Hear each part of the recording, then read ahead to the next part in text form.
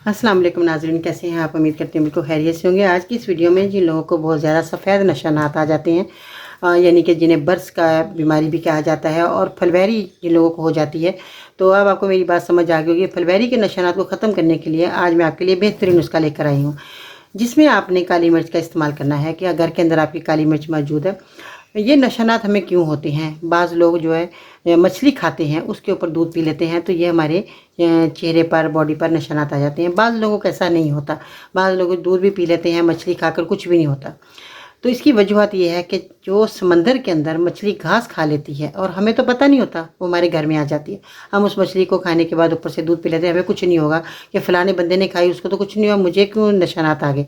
तो ये घास जिन खाई जाती है, जो मछली बहुत ज़्यादा घास खा लेती है, तो वो मछली को हम खाते हैं घर में बनाकर, फिर हम दूध अगर पी लेते हैं तो हमें ये निशानात फ़ौरन आते हैं।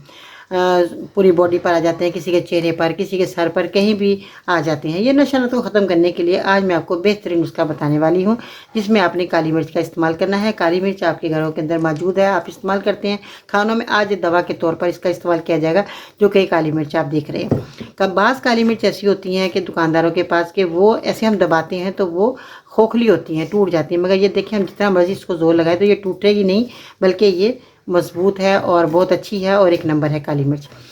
अब आपने ऐसा करना है कि जहाँ पर बकरे ज़िबा किया जाता है, वहाँ से आपने काले बकरे का पित्ता लेना है।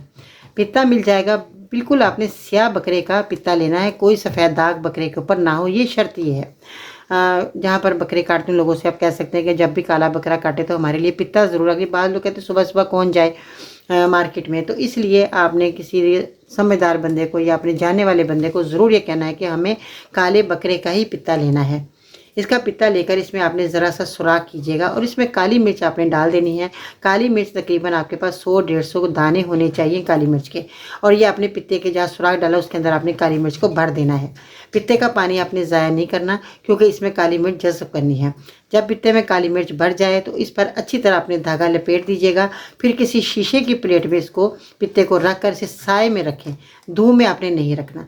3 दिन बाद काली मिर्च निकाल कर महफूज रखें। एक काली मिर्च सुबह खाएं, एक शाम को खाएं पानी के साथ। 3-4 काली मिर्च आप पीस लें।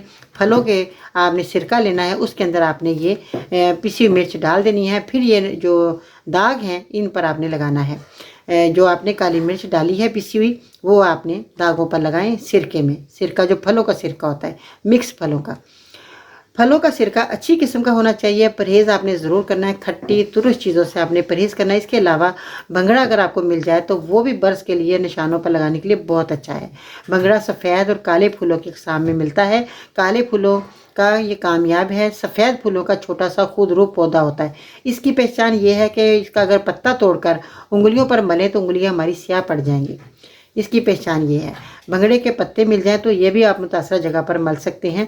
तो ये एक बहुत ही मुफीद नुस्खा जो मैंने आज आपको बताया, आप इस्तेमाल करके मेरी वीडियो के नीचे ज़रूर कमेंट कीजिएगा कि आपको मेरा नुस्खा कैसा लगा। और आपने 1-2 महीने इसी तरह इस्तेमाल करना है जिस तरह मैंने आपको बताया। इंशाअल्लाह ताला मुझे उम्मीद है कि निशानात हमेशा के लिए ख़त्म हो जाएंगे। परहेज़ लाजमी है, जो लोग परहेज़ नहीं करते उनको दवाई खाने का कोई फ़ायदा नहीं है।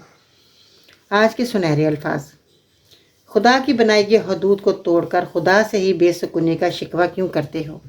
आज के लिए इतना ही। इंशाअल्लाह ताला फिर मिलते हैं नई वीडियो में, तब तक के लिए अल्लाह निगहबान।